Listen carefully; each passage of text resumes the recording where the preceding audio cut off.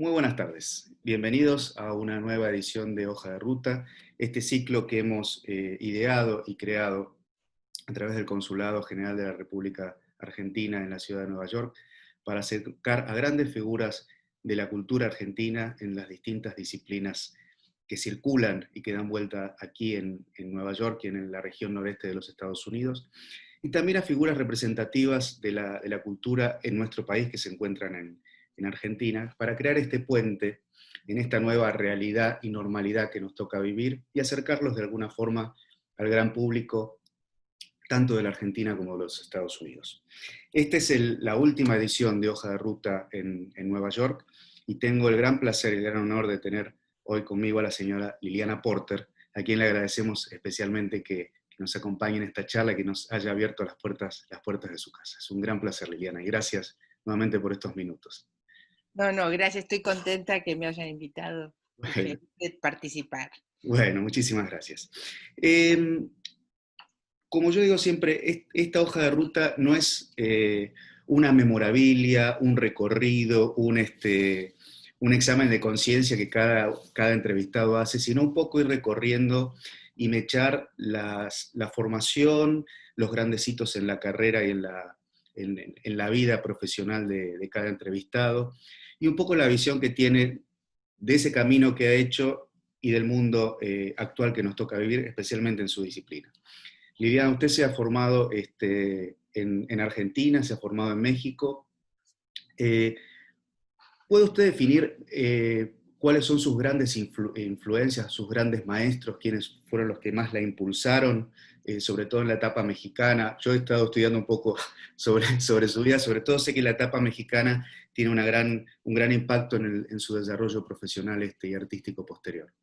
Claro, bueno, hay que decir primero que empecé Bellas Artes en Buenos Aires en la época que se comenzaba a los 12 años, Mm, ¿no? Bueno, después fui a México y en México estudié en la Universidad Iberoamericana, y ahí conocí a Matías Geritz, él fue una influencia muy importante, y también al artista colombiano Guillermo Silva Santamaría, quien fue el que estaba en el taller de grabado, que era el taller que yo más iba, ¿no? Pero después cuando regresé a Buenos Aires, una influencia importante, porque volví a la Escuela de Bellas Artes, fueron López Anaya mm, y Ana María Moncalvo, ¿no? Fernando López Anaya, ¿no? El sí. papá de López Anaya. Eh, ¿Cuál es el balance de su periodo en México, en Buenos Aires, para después ir aterrizando y llegando un poco al periodo de Nueva York a mediados de los años 60 y todo lo que viene después? Claro, bueno, el periodo obviamente de Buenos Aires es básico porque lo que uno aprende cuando es chico y adolescente lo marca muchísimo, ¿no? Ujú. O sea, que ahí es como el patrón con el que uno después se desliza en los demás contextos, ¿no? México fue súper importante porque fue un cambio cultural muy grande, un cambio de contexto, de muchas cosas, y fue súper interesante. Yo tenía 16 años, yo viví en México de los 16 a los 19 años, que también es una época muy formativa, y ahí hice mi primera exposición individual, además a los 17 años. O sea que fue también muy importante toda esa etapa, ¿no? Ujú. Y con respecto a las influencias, típica argentina de los años en que yo estudiaba, nos enseñaban mucho con ejemplos de artistas europeos. O sea, para mí, a quien yo admiraba mucho era a Picasso, por ejemplo, o a los cubistas. Sí. Ujú. El, Traigo y me lleva justamente bien por esa línea, porque por un lado usted reconoce, hay un gran trabajo de charlas que usted hace con Inés Katzenstein, que para nuestra audiencia se encuentra ahora trabajando, es otra argentina, otra curadora destacada, estudiosa del arte contemporáneo, que se encuentra en el Museo de Arte, el Museo de Arte Moderno, el MoMA de la ciudad de Nueva York. Usted habla, y por eso sintetizo un poco y quería conocer su proceso formativo en México y en Buenos Aires, siente la influencia de Noé por un lado y del arte povera por otro. Sí, es verdad. ¿En qué contexto Noé y arte Bueno, povera? en, yo vi la primera vez que vi obra del grupo de la Nueva Figuración fue en Buenos Aires, y yo creo que a uno siempre le atrae lo que es distinto a uno mismo, ¿no? Ujú. Entonces me interesaba mucho todo el tema de las obras dislocadas, de la nueva figuración, todas las propuestas de la nueva figuración. Y cuando llegué a Nueva York en el 64, conocí a Noé Ah, personalmente, nos hicimos muy amigos, y entonces él tiene 8 años más que yo, y en esa época 8 años es mucho, ¿no? Ahora tenemos la misma edad, yo creo. Pero entonces fue súper interesante, por ejemplo, recorrer las exposiciones, ver el pop art, el arte minimal, las nuevas cosas que se estaban haciendo junto con Noé y escuchar sus comentarios, o sea, eran diálogos en los que uno aprendía mucho, ¿no? la llegada a Nueva York, ¿cómo se da? Por- Se da, porque yo en una época viví en México, después volví a Buenos Aires, entonces fui a México a visitar a mi hermano, y mi profesor de grabado que yo había tenido en México me dijo, ¿por qué no vas a Europa a conocer los museos? Entonces unos amigos en Nueva York me dijeron, pero antes de ir a Europa, vení a Nueva York, que está la Feria Mundial, te invitamos a casa, quedarte una semana, lo que sea. Y yo siempre, todavía era la etapa que uno piensa en ir a Europa, ¿no? Ujú. Pero cuando llegué a Nueva York me asombró tanto lo que vi, me pareció tan extraordinario todo lo que estaba pasando, porque además era un momento ideal en el 64, que era cuando empezaba el arte pop, y convergían un montón de artistas que venían de otros lados atraídos por lo que estaba pasando en Nueva York, y entonces decidí quedarme un tiempo más y todavía estoy acá. Aparte coincide justo ese proceso de transición a donde París termina de ser reemplazada por un entorno Exacto, como el centro de la caí, digamos, justo. justo en el momento, aparte de la exposición universal que tuvo mucho que ver, que fue una exposición fuertísima desde el punto de vista no solo artístico, sino político, ¿no? Sí, sí, sí, la Feria Mundial. Ujú. Y en su carrera, ¿qué representa el New York Graphic Workshop? Como, Bueno, entonces cuando llegué a Nueva York en el 64, conocí a Luis Kamnitzer ujú. y a otro muchacho venezolano, José Guillermo Castillo, y entre los tres decidimos armar el New York Graphic Workshop. Fue un poco como algo increíble, porque estábamos haciendo grabado y hubo como un mecenas que le encantaba nuestra obra y nos ofreció un espacio, un loft. En esa época la palabra loft todavía ni se usaba, en pleno Greenwich, en el Village. Y bueno, y ahí empezamos a trabajar y armamos también una escuela, porque enseñábamos artes, hacíamos impresión profesional para otros artistas, pero más que nada desarrollábamos nuestras ideas, porque en ese momento empezamos a pensar por qué el grabado parecía como un arte epigonal con respecto a las otras artes, me refiero a escultura, pintura, además, y entonces empezamos a tratar como de empujar eso, las ideas. Bueno, entonces así fue como, bueno, yo empecé a hacer ¿cómo se dice? Las instalaciones de los papeles arrugados, hacíamos las exposiciones por correo, bueno, un montón de cosas, también grabados tridimensionales, tratando de que el concepto de edición ampliarlo un poco, ¿no? Ujú. Y ahí usted me va llevando perfectamente por los caminos a donde quiero llegar, porque usted se ha desarrollado en todo ese proceso, sobre todo en la etapa de Nueva York, integralmente desde el punto de vista de las instalaciones, del diseño, del video. Sí. ¿En qué ámbito se siente más cómoda Liliana Porter a la hora de trabajar y desarrollar una obra? No, ¿en qué técnica o en qué Sí. arte? Ah, en qué técnica, no, depende la idea, porque todas las ideas, cada idea tiene una solución mejor, o Ujú. sea que primero uno piensa la idea y después piensa la técnica. Entonces, en ese sentido, sigo utilizando todas las técnicas, ¿no? Y claro, cada una, especialmente cuando empecé a hacer teatro, fue muy emocionante porque era algo que yo nunca había hecho, pero que la obra me fue llevando a ese concepto, ¿no? Y después también tuve la suerte de poder realizar lo que quería, ¿no? Que Ujú. eso, Que para un evidente. artista es esencial, es Sí. esencial. Liliana Porter, como artista integral, también ha desarrollado una gran carrera docente. Sí. ¿Cuáles son las herramientas, cuáles son los caminos? Porque muchas veces sucede, como he hablado con otros entrevistados, cuando se habla de la cultura en sí, no siempre un artista necesariamente es un buen docente o es un buen gestor cultural. Es En verdad. este caso, ¿cuál es la impronta que le ha dado Liliana Porter a su paso por la docencia, sobre todo porque ha estado en universidades muy prestigiosas aquí en la costa este de Estados Unidos, ha creado este famoso Muy bien. seminario y retiro en la ciudad de Lucas, si no me Eso, lo equivoco, de Italia, sí, sí, sí. Italia. Pero ¿cuál es la marca distintiva de Liliana Porter como artista y como docente? Bueno, no sé, eso lo tiene que decir otro, pero, por ejemplo, era interesante para mí enseñar, por ejemplo, en Nueva York, en Queens College, porque era un lugar donde convergían un montón de alumnos de diferentes países. O Ujú, sea, había chinos, o sea, súper interesante para mí enseñando arte, ¿no?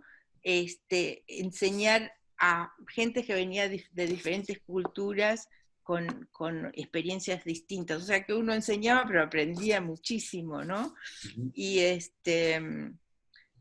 ¿qué puedo decir? Pero, no, que me gustó mucho la experiencia de dar clases. ¿Viste? ujú. Porque yo partía siempre también de las ideas, o sea, no era que enseñaba una técnica, A eso iba, justamente. siempre de la idea a la técnica, o sea que la técnica tenía que inventarse después de la idea, podía existir, pero podía ser algo que no existía, porque si uno parte de la técnica, ya tiene los límites puestos, Ujú. ¿no? Entonces, eso era súper así interesante, así, porque de golpe se cruzaban las disciplinas y se podían inventar cosas diferentes, ¿no? En dos de las últimas muestras de sus trabajos que yo tuve la posibilidad de ver acá en mi estadía en Nueva York, una es la gran retrospectiva que se ha hecho suya en el Museo del Barrio hace un par de Ajá, años, y la muestra que se hizo en noviembre, diciembre en Krakow Gallery. Hay un concepto que a mí en Boston, que me resulta muy interesante y que tiene quizás, y desmiéntame, porque yo en este caso soy como alumno frente a una docente, eh, pero que hay una constante en su obra que es el concepto de la continuidad, que esa es una idea que usted ha venido desarrollando a lo largo de los años. ¿Cuál es el hilo conductor?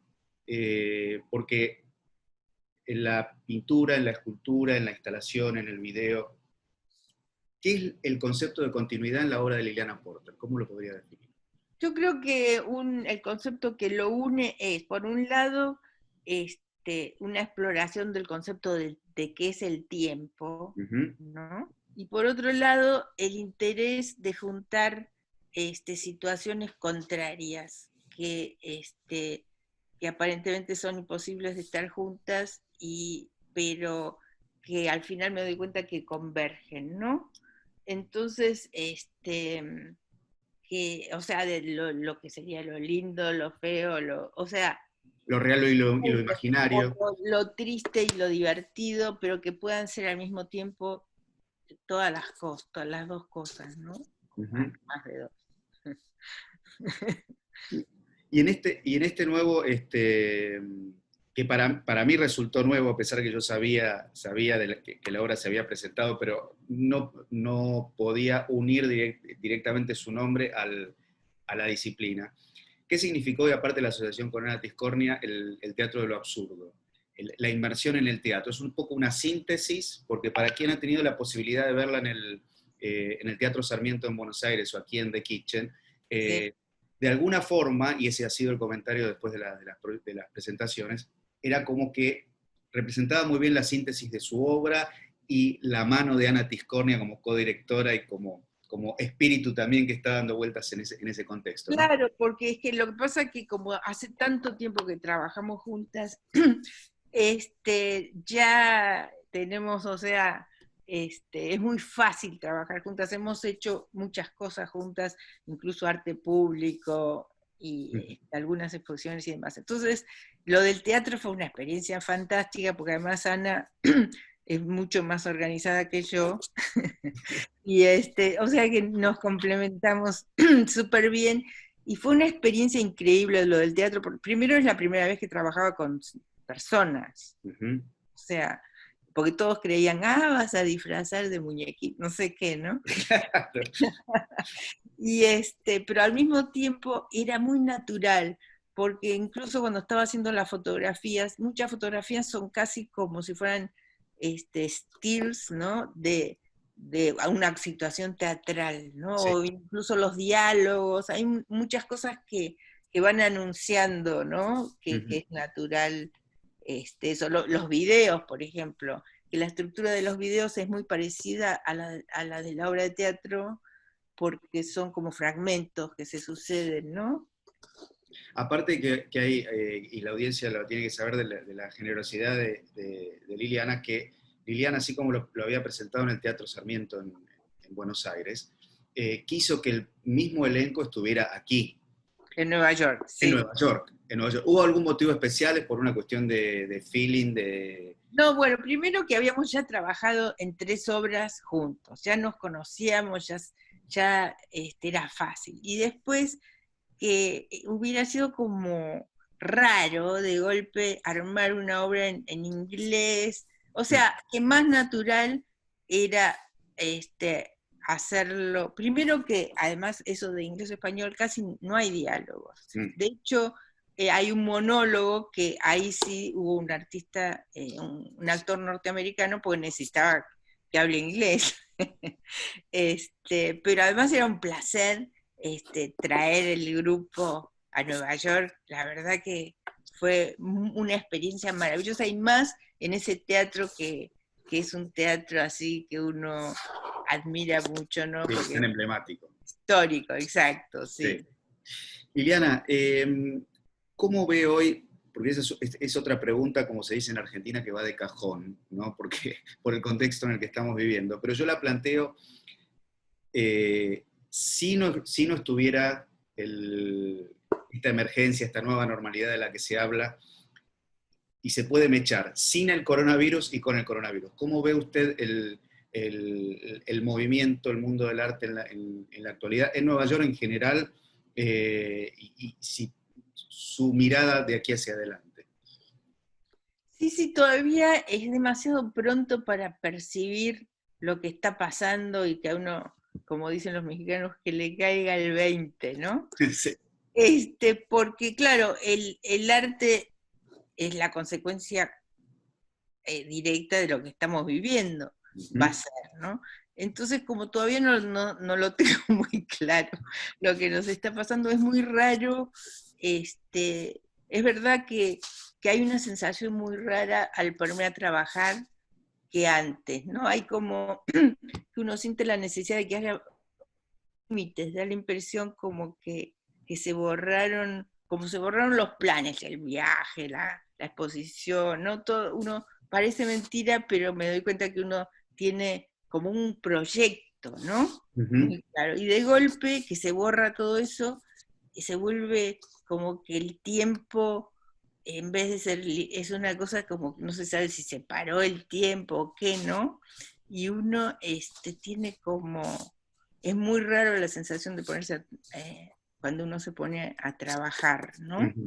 Es como que faltara un interlocutor o algo así está pasando, ¿no?